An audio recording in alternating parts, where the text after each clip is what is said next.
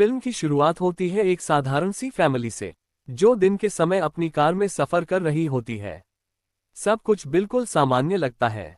कुछ देर बाद ये फैमिली अपने घर पहुंच जाती है, और जैसे ही घर के अंदर प्रवेश करती है, सब अपने अपने काम में लग जाते हैं। तभी उनकी बेटी की नज़र एक पिंजरे पर पड़ती है, जिसमें उनका पालतू पक्षी होता है। लेकिन आज कुछ अलग होता है। वह धीरे धीरे पिंजरे के पास जाती है, और जैसे ही अंदर झांकती है, उसका पक्षी मरा हुआ होता है और पूरा खून से लथपथ। ये देखकर वह एकदम स्तब्ध रह जाती है। घर का सामान्य माहौल एक ही पल में बदल जाता है, और यहीं से कुछ अजीब और खतरनाक शुरू होने वाला होता है। पक्षी की इस रहस्यमयी मौत के बाद घर का माहौल भारी हो जाता है। पति और पत्नी एक दूसरे की ओर देखते हैं, जैसे उन्हें कुछ याद आ गया हो। दोनों बिना कुछ कहे घर के एक बंद कमरे की ओर बढ़ते हैं। ये वही कमरा होता है जहां वे किसी को जाने नहीं देते। दरवाजा धीरे से खोला जाता है, और कमरे के बीचों बीच एक रहस्यमयी पिरामिड रखा होता है, जिसे उन्होंने छिपाकर रखा था। दोनों उसके पास जाते हैं और एक गुप्त तरीके से उसे खोलते हैं। जैसे ही पिरामिड खुलता है, अंदर एक गुप्त कक्ष दिखाई देता है। वे दोनों अंदर जाते हैं, जहां का माहौल बेहद ठंडा और सन्नाटा भरा होता है। कमरे के बीच में एक पुराना ताबूत रखा होता है, जो साफ तौर पर किसी मम्मी का लगता है। कुछ पल के लिए दोनों चुप हो जाते हैं। पति के मन में एक सवाल उठता है, क्या इसके अंदर सच में कुछ है? वह धीरे से पत्नी से पूछता है, क्या हमें इसे खोलना चाहिए? पत्नी कुछ पल सोचती है, और फिर डर के साथ हामी भर देती है। ताबूत खोला जाता है, लेकिन अंदर इतना अंधेरा होता है कि कुछ साफ नजर नहीं आता। पत्नी एक जलती हुई मोमबत्ती लेकर आगे बढ़ती है, और उसे अंदर ले जाकर देखती है।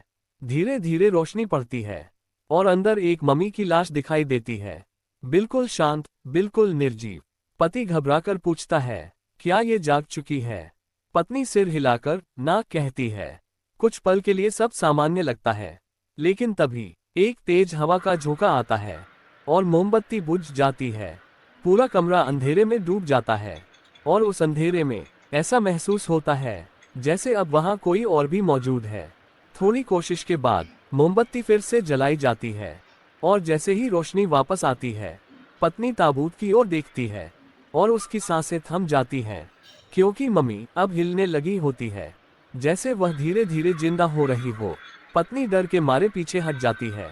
तभी अचानक एक तेज नुकीली चीज हवा में उड़ती है, और सीधे पति के गले में जा घुसती है। इस डरावने हादसे के बाद कहानी अचानक एक नई फैमिली की ओर मुड़ जाती है। यहाँ हमारी मुलाकात होती है चार्ली कैनन से, जो इस परिवार के मुखिया हैं और पेशे से एक रिपोर्टर हैं। उनकी पत्नी है लरिसा कैनन, और उनके दो बच्चे, बेटी केटी कैनन और बेटा सेबेस्टियन। बाहर से देखने पर ये एक सामान्य और खुशहाल परिवार लगता है, जो अपनी रोजमर्रा की जिंदगी में व्यस्त रहता है। अगला दृश्य चार्ली के घर से शुरू होता है, जहां वो अपनी बेटी केटी को एक गुड़िया देता है। ये वही गुड़िया होती है जो पहले टूट गई थी, लेकिन चार्ली ने उसे ठीक कर दिया होता है। केटी खुश हो जाती है, और उस गुड़िया को लेकर बगीचे में खेलने चली जाती है।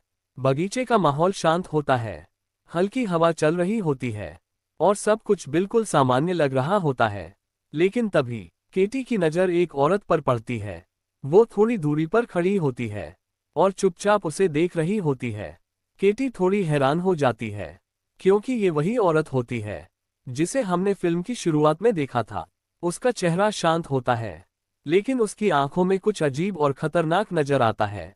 केटी उसी जगह खड़ी रह जाती है, और उसकी नज़र उस औरत पर टिक जाती है। वो उसे देखने लगती है। इसके बाद वो औरत वही सेब केटी को दे देती है। केटी उसे देखकर मुस्कुराती है, लेकिन तभी उस सेब के अंदर कुछ हलचल होती है।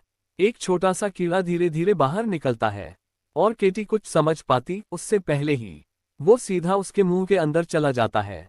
केटी एकदम चौंक जाती है, और वो औरत बस खड़ी होकर उसे देखती रहती है, जैसे ये सब पहले से ही तय था। कुछ देर बाद चार्ली को महसूस होता है कि केटी काफी देर से नजर नहीं आ रही। वो उसे आवाज लगाता है, लेकिन कोई जवाब नहीं मिलता। घबराकर वो तुरंत बगीचे की ओर दौड़ता है, लेकिन वहां केटी कहीं भी नहीं होती। अब चार्ली की बेचैनी बढ़ जाती है। वो घर के बाहर और आसपास उसे ढूंढने लगता है, तभी दूर उसकी नजर पड़ती है। एक औरत, वही रहस्यमयी औरत, जो केटी को अपनी बाहों में उठाकर भाग रही होती है। ये देखकर चार्ली बिना सोचे समझे उसके पीछे दौड़ पड़ता है। वो जोर जोर से चिल्लाता है, केटी, लेकिन वो औरत रुकती नहीं। तभी अचानक मौसम बदलने लगता है। तेज हवाएं चलने लगती हैं और एक भयानक तूफान आ जाता है। धूल और अंधेरे के बीच कुछ भी साफ देख पाना मुश्किल हो जाता है। चार्ली पूरी कोशिश करता है, लेकिन उसकी नज़र उस औरत से हट जाती है और अगले ही पल वो औरत केटी के साथ कहीं गायब हो जाती है। चार्ली वहीं रुक जाता है, बेचैन और पूरी तरह बेबस, क्योंकि अब उसकी बेटी उससे छिन चुकी होती है।